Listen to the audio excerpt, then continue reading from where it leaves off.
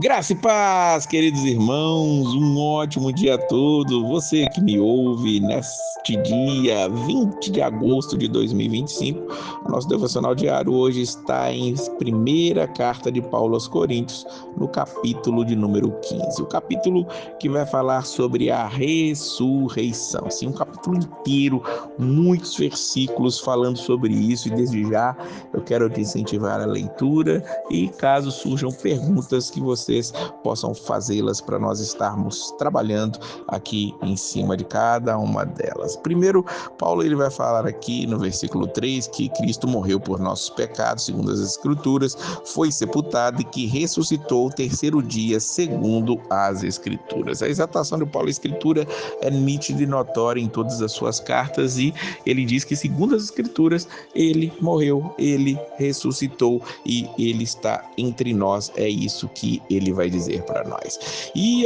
vai argumentar que alguns dizem que a ressurreição simplesmente não aconteceu. E aí ele vai dizer no versículo 13: e se não há ressurreição de mortos, também Cristo não ressuscitou. E se Cristo não ressuscitou, logo é vã a nossa pregação e também é vã a vossa fé. Paulo está dizendo aqui com isso que a ressurreição é uma das grandes doutrinas essenciais do cristianismo, porque se Cristo não houver ressuscitado, os outros também não ressuscitaram. Ou se outros não vão ressuscitar, Cristo também não ressuscitou. E se Cristo não ressuscitou, a pregação, a fé, nada disso existe. Então a ressurreição é algo que todo cristão precisa crer piamente. E se Cristo não ressuscitou, é vã a vossa fé. Ele repete no versículo de número 17. E o pior, ainda permaneceis nos vossos pecados. Então nós temos que entender que a ressurreição de Cristo, ela é aquela que traz a certeza de que nossos pecados foram perdoados. Nossos pecados foram perdoados porque Cristo pagou por eles na cruz do Calvário, mas a morte não pôde contê-lo e ele voltou, ele está entre nós. E se Cristo não ressuscitou, nós permanecemos nos pecados, e também os que dormiram em Cristo estão perdidos, ele diz no versículo de número 18, e ele vai dizer mais, ele diz que se nós esperamos em Cristo só nesta vida, somos os mais miseráveis de todos os homens. O que ele quer dizer com isso? Que as pessoas se esperam em Cristo somente aqui, deste lado da eternidade, como alguns gostam de dizer. Nós somos os mais miseráveis, porque Cristo tem muito mais. A nossa vida aqui, ela é efêmera, é passageira, é como um vapor de fumaça, como alguns autores vão dizer, é como a relva que ali é lançada no fogo e simplesmente se acaba. Não, há muito mais, há muito mais, há uma ressurreição preparada para nós. Nós não podemos esperar em Cristo somente aqui nesta terra. Veja que muitos acham que aqui e agora é o fim de tudo e continua juntando tesouros aqui, continua lutando como se aqui fosse o ponto final, mas a palavra de Deus vai dizer para nós que há algo mais, existe uma eternidade preparada para nós, conquistada por Jesus Cristo. E aí Paulo vai trazer aqui um ensinamento maravilhoso no versículo 21, porque assim como a morte veio por um homem, também a ressurreição dos mortos veio por um homem. A morte entrou no mundo por causa de Adão, por causa do pecado de Adão, e por causa de um homem, Jesus Cristo, a ressurreição veio, e é ela que nós esperamos e nós aguardamos com grande expectativa. E aí ele vai explicar sobre a questão de como a ressurreição acontece, de que maneira vem, como isso vai acontecer. E ele termina dizendo lá no versículo 50: agora digo isso, irmãos, que a carne e o sangue não podem herdar o reino de Deus, nem a corrupção herdar a incorrupção.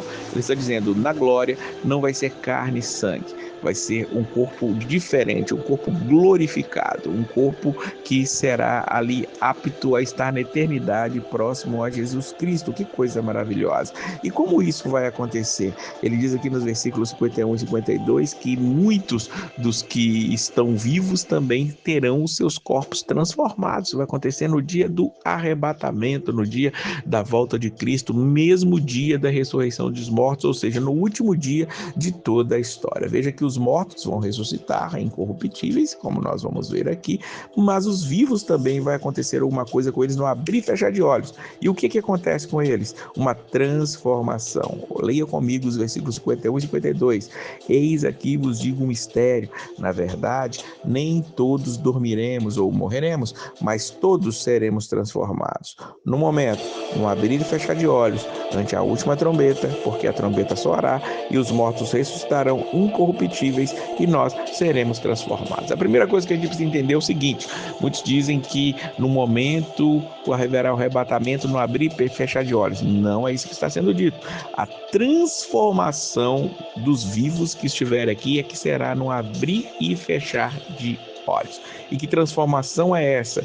Ele diz no versículo 53 que o que é corruptível se reveste de incorruptibilidade e que isto é que é o mortal se reviste da imortalidade. Então nós, os que estivermos vivos no dia da vinda de Cristo, se nossa geração for a geração da volta do Senhor, num abrir e fechar de olhos teremos os nossos os nossos corpos transformados. Que coisa maravilhosa será essa? Veja que Paulo vai falar em outro livro, em Tessalonicenses, que os mortos ressuscitam primeiro, nesse grande dia. Depois, os que estiverem vivos, eles vão ser transformados no abrir e fechar de olhos, e então, vendo Jesus vindo, ele nos chamará e nós nos reuniremos junto com ele nos ares para juntos virmos para ali o dia final, para a eternidade estar aqui conosco, com nossos corpos glorificados, vivendo e convivendo com Jesus. Mas o que fazer até lá?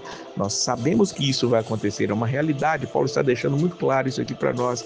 Mas e até lá, o que eu faço? Ele conclui no versículo 58. Portanto, meus amados irmãos, sede firmes e constantes, sempre abundantes na obra do Senhor, sabendo que o vosso trabalho não é vão no Senhor. Que nós possamos esperar a vinda de Cristo com grandes expectativas, mas trabalhando firmes, constantes e fazendo a obra do Senhor com grande alegria. Você receberá um novo corpo, você receberá a eternidade diante de você. Veja que crer em Cristo é já ter a vida eterna, e a ressurreição é aquilo que já está preparado para nós. Que Deus abençoe a sua vida, creia nisso, e a paz do Senhor.